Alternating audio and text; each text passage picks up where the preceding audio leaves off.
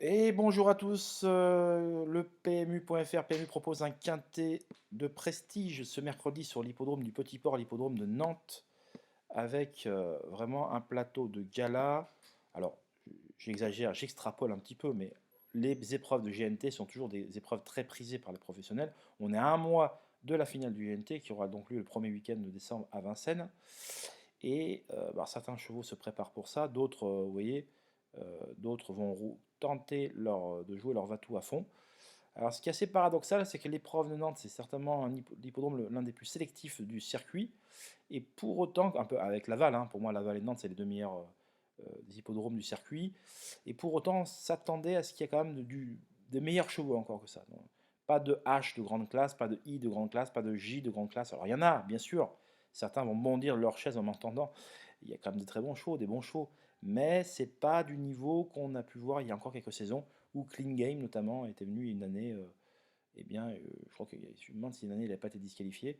Il était venu disputer cette étape de Nantes, qui est toujours une étape très prisée, un hippodrome très sélectif, contrairement à, à la piste en plat ou en obstacle, qui est vraiment une affaire de spécialiste. Autant Nantes, c'est très sélectif. Un trotteur qui gagne à Nantes, avec un bon petit chrono à la clé, c'est un cheval qui est capable de venir gagner en région parisienne. Voilà pour la présentation des conditions de course, de poteaux de départ.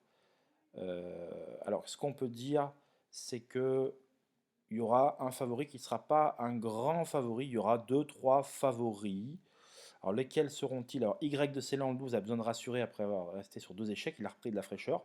Bon, Harley Gemma est en bonne forme. Elle a repris de la fraîcheur également. Bon, pour autant, il y aura une cote de vivant, mais elle ne sera pas la favorite de mon point de vue. Je pense qu'on devra plutôt voir au premier échelon avec Horatus Zella, donc l'autre atout de Marc Sassier, qui sera doublement représenté avec Harley Gemma et Harit Sassi, et Horatus Zella, pardon. Et Horatus Zella, qui est un choix qui vaut mieux que l'indique sa musique. Il y a beaucoup de quatrième et cinquième place dans sa musique. Une récente disqualification. C'est un cheval qui n'est pas simple à utiliser, mais là qui trouve une très très belle opportunité avec Eric Raffin et son sulky américain de réaliser une très très grande performance. Voilà. Alors pour autant, c'est loin d'être un coup sûr. C'est une très bonne chance. Mais dans ce quintet, j'ai une information qui sort de l'ordinaire. Un cheval qui va, pour moi, j'en suis convaincu, finir au moins dans les trois premiers avec une cote supérieure ou égale, allez, à 9 ou 10 contre 1. Je veux pas, voilà. Et ça se trouve, il y aura 15, hein, je ne sais pas. Mais il y aura au moins 10 contre 1. Et donc, pour retrouver cette information, eh bien, n'hésitez pas à venir sur mon site www.caparos.fr. Vous pouvez souscrire de manière hebdomadaire. C'est moins cher que de manière mensuelle. Mais voilà, ça vous permet de voir le travail effectué tous les jours, la documentation envoyée, les interviews, l'argumentation en vidéo, les explications, la pédagogie. Tout ceci est très important, et notamment pour les néophytes, parce qu'il y en a pas mal d'entre vous qui voudraient s'intéresser aux courses, mais personne ne prend le temps d'expliquer.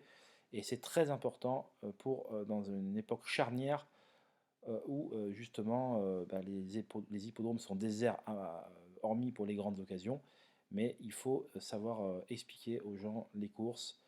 Donc c'est un grand chantier, mais je veux bien m'y atteler sans faire de jeu de mots. Donc pour retrouver l'ensemble des informations, allez sur mon site www.caparos.fr et profitez vraiment de cette information qui est vraiment, on va dire, c'est une base à une cote spéculative. Voilà, je ne peux pas vous dire mieux. Retrouvez-moi, je vous souhaite une très bonne journée et on se dit à très vite. Bye bye.